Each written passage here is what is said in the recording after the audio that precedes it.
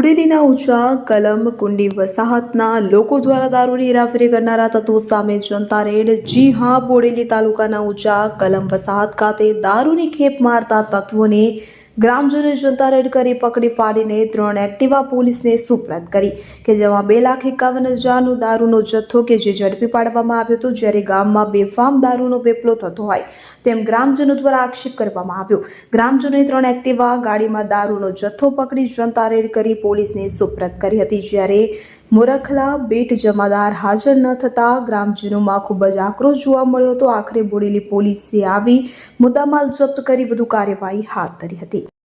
અમારું ગામ છે કુંડી ઊંચા કલમ નર્મદા નવી વસાહતના 3 બાઈકો એક્ટિવા કરીને એ દારૂ પકડ્યો છે ને પોલીસમાં અમે વારે ઘડીએ કીધું પણ તે આવતા ને પીઆઈને ફોન કરેલો। મેં લગભગ ખાસા સમયથી ફોન કરતો પણ ફોન નહીં પડતો, વ્યસ્ત કરતો હતો ને ગુજરાતમાં દારૂ બંધી છે તો છતાં લોકો દારૂનો વેપાર કરે છે ને જે અમૃત જે બીટ પર કામ કરે છે એવું કે અમારા ન્યાય તમે પોલીસને જાણ કરો ને એમ તેમ કશું કયા કરે છે ને પોલીસ વાળાને મેં કેટલા વખત ફોન કર્યો પણ તે લોકો આવતા હતા ને હમણાં થોડી વાર આગળ આવ્યા છે પોલીસ વાળાઓ ને ગુજરાતમાં દારૂબંધીનો કાયદો તો કશું લાગે। અમારા કુંડી ઊંચા કલમ ગામ આજે 15 વર્ષથી અમારા ગામમાં પંચાયત નથી, કોઈ સરપંચ નથી અને અમારા ગામના ગોચરની અંદર દારૂવાળા અહીંયા અડ્ડો જમાઈને બેઠા છે આજે કેટલા સમયથી। આજે 7 વાગ્યાની ગાડીઓ 3 પકડી, હમણાં લગભગ અડધો કલાક થયો ત્યાં સાહેબો પોલીસ આવ્યા અને એનો એ કર્યો છે, એને કાયદેસરની કાર્યવાહી કરવામાં આવશે। અને બુટલેગરો એવું કહે છે કે અમે આટલું ભરણ ભરીએ છીએ એમ કરીને અમારા પંચાયતના ગોચરની લગભગ આખા વર્ષથી અહીં ધંધો કરે છે આ લોકો। તો 7 વાગે પકડી તો તમે પોલીસને જાણ કરી હતી? હા, 7 વાગે પકડી તો પોલીસને તરત જ જાણ કરી હતી। સાહેબો ગાડી નથી ને એટલે હમણાં આવ્યા।